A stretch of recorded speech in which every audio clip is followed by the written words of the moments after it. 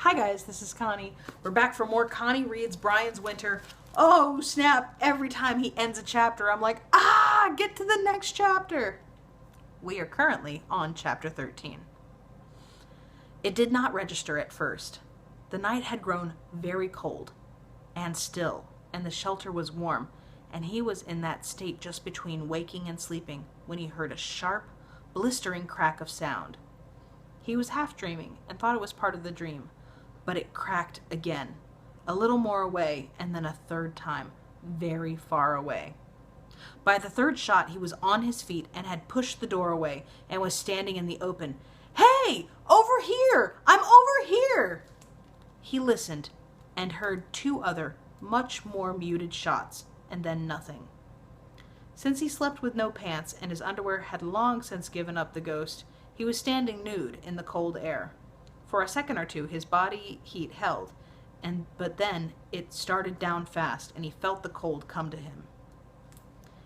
He still stood, listening, holding his breath, and he heard one more pop so far away it could hardly be heard, and after that, no further sound.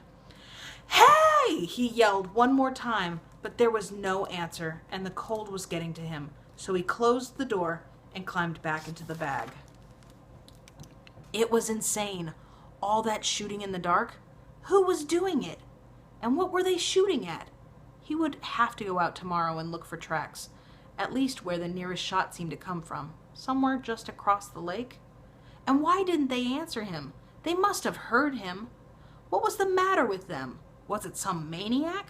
And why hadn't Brian seen him or heard him before? He meant to sleep, was tired enough to sleep, but he couldn't get the image out of his mind. Some crazy man with a high-powered rifle was out there somewhere, shooting at things in the dark. So Brian put a little more wood on the fire and blew on the coals to get it going, and sat all night, dozing intermittently, waiting for daylight, so that he could look for tracks. At first light, he got into his clothing and slid the door open and stepped outside, into a wall of cold. He had read about cold. A teacher had read poems to him about Alaska when he was small, and heard stories and seen shows on the Discovery Channel on television, but he had never felt anything like this. His breath stopped in his throat. It felt as if the moisture on his eyes would freeze, and he did feel the lining of his nose tighten and freeze. There was no wind, not even a dawn breeze. It was absolutely still. And when he took a step forward, he felt the air moving against his eyes, and he had to blink to keep them from freezing. 30, 40, 50 below. He couldn't even guess how cold it was, and he thought, this is how people die, in this cold. They stop and everything freezes, and they die. He pulled up his hood and was surprised, crude as it was, how much it increased the warmth around his head. When he pulled the mittens on and picked up his killing lance, long since repaired from the moose kill, and moved forward, as soon as he moved, he felt warmer. The snow was dry, like crystallized flour or sugar, and seemed to flow away from his legs as he walked. He made a circle of the camp, walked out on the lake ice, which was covered with snow as well, and back around, and he saw no tracks other than rabbit and mouse. Then he started to move toward where the sound had come from, working slowly, amazed that he was starting to warm up and even feel comfortable. Back in the hood, the air was kept from moving, and his face grew warmer, and the fact that his head was warm seemed to warm his whole body. And once he became accustomed to the cold, he could look around and appreciate the world around him. It was a world of beauty. It's like being inside glass, he thought, a beautiful glass crystal. The air was so clear he could see tiny twigs, needles on pine trees 50, 75 yards away, and so still that when a chickadee flew from a tree to the meat piled near the entrance, where they flocked and picked at the meat, he could actually hear the rush of air as the bird flapped its wings. Tracks went everywhere. Once he was in the woods away from camp, there were so many rabbit prints he felt there must be hundreds of them just living around the shelter.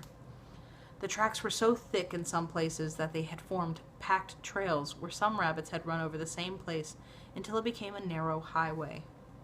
Some of the snow was packed so densely that it would hold Brian up, and he walked single file on the tracks where the brush permitted, to keep from sinking into the snow. But he wasn't looking for rabbit tracks. Somebody had been out there firing a gun, and it hadn't snowed during the night, so there would be tracks. Had to be tracks. But there were none. He moved farther out from the camp, circled again, making wide arcs in the direction the sound had come from, and there were no tracks. Nor none other than mice, deer, something he thought was a fox, and about 1,000,000 rabbits.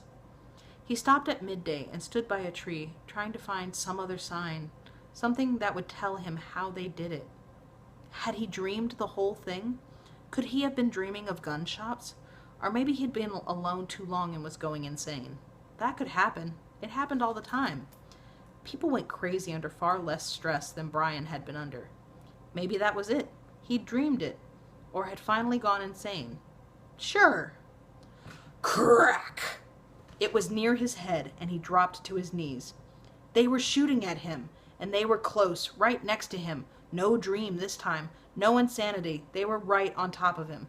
He rolled to his left and came up in a crouch behind a large pine, waiting and watching. Nothing. He could see absolutely nothing out of the ordinary. Just brush and trees and there. He had been looking along the ground, and he brought his eyes up a bit, and they were scanning 10 feet up, and he saw it. A poplar tree was shattered. Bits of wood and bark seemed to have been blown out as if it had been hit by an exploding shell.